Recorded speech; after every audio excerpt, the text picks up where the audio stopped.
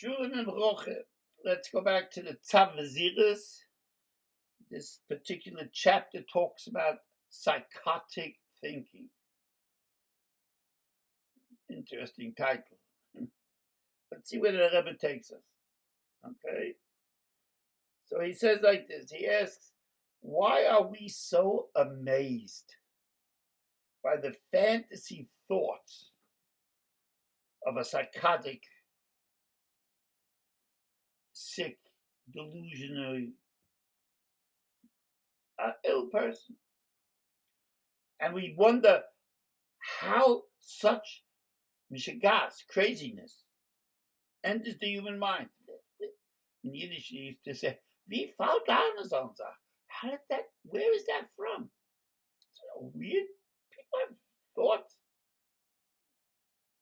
and you wonder where they came from. A sick person, a psychotic person, he has these delusionary thoughts, and you say, "I'm a sophisticated person. Where do you get that from?" Right? What? So the Rebbe asks us a very simple question. Why are we not equally amazed at our own delusions,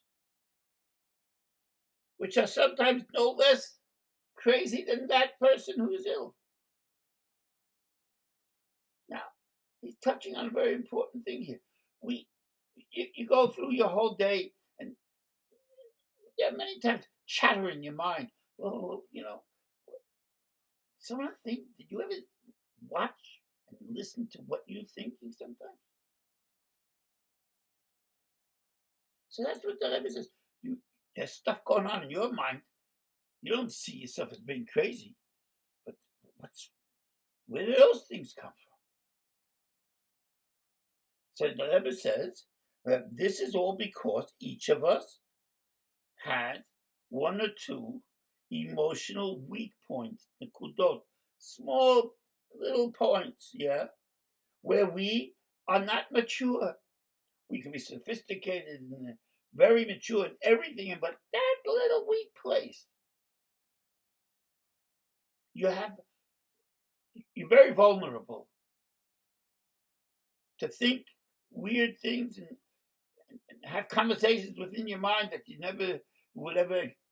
would never own up to. So he says, there are people, temper tantrums, or ego pride, which is like gaiva, or arrogance, self-indulgence, right? Whatever it is, doesn't matter what that point, your stumbling place is, your weak place. Whatever it is, each one of us in that area, says the Rebbe, has such irrational thoughts that only a person who is mentally ill could entertain.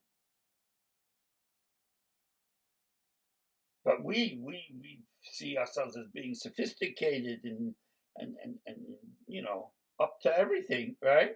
That we become enraged at the slightest affront to our intelligence. How dare you say? You ask somebody, do you listen to what goes on in your head sometimes? Fantasies and shigas and me? How dare you say that about me?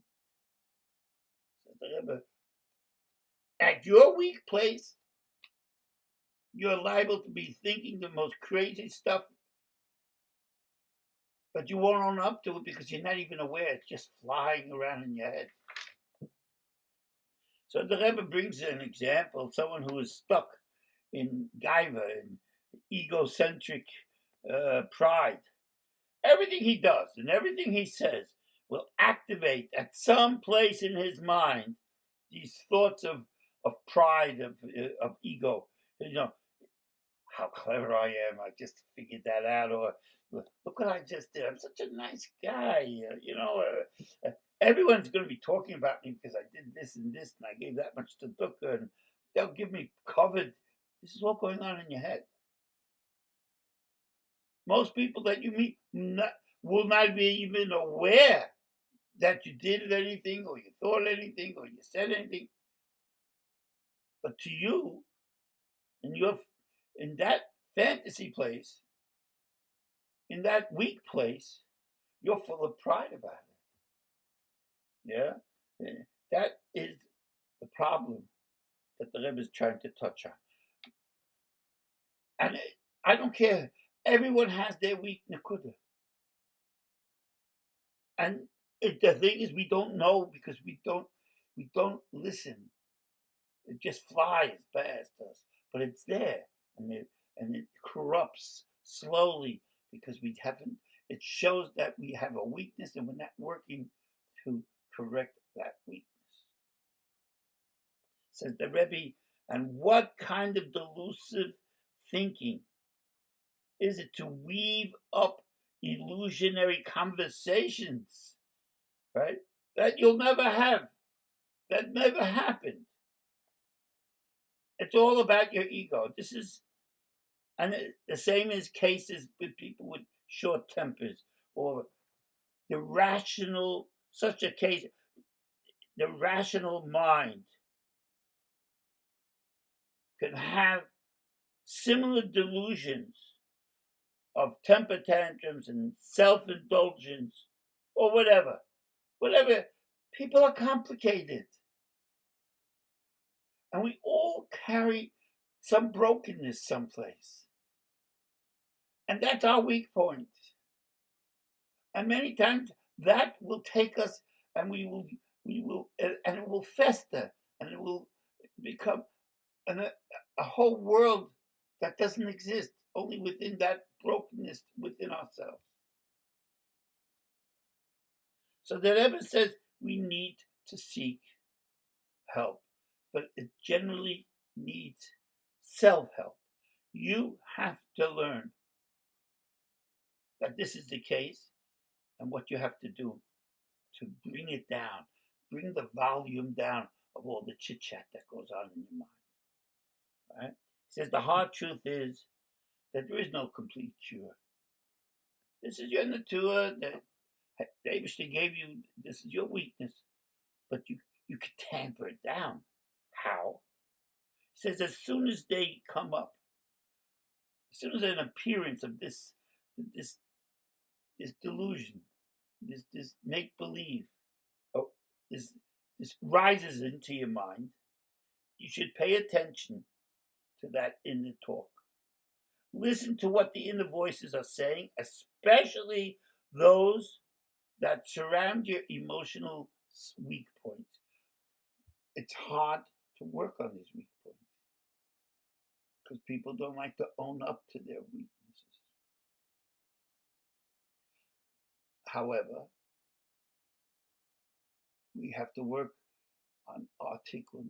This is why we're here, to do our utmost to perfect ourselves and to cleanse our thinking processes as much as possible so that we should be geared towards positive thought. And we shouldn't be judgmental about others.